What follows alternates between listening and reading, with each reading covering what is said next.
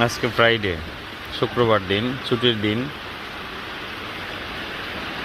প্রচণ্ড বৃষ্টি হচ্ছে। আমি আমার বাসা থেকে খেলা দেখতেছি তাদের। সত্য কথা বলতে খুব বেশি মিস করতেছি ছোটোবেলা। বন্ধু বান্ধব অনেকেই ছিল যারা অনেক দেশের বাইরে থাকে। এগুলো প্রতিদিনই দেখি, তারা প্রতিদিন সকালে খেলতে আসে, প্রত্যেক দিন আসে। হয়তো স্কুল টাইমটা তাদেরকে দেখা হয় না, কিন্তু সকাল টাইমটা আর বিকাল টাইমটা তাদেরকে দেখতে পাই।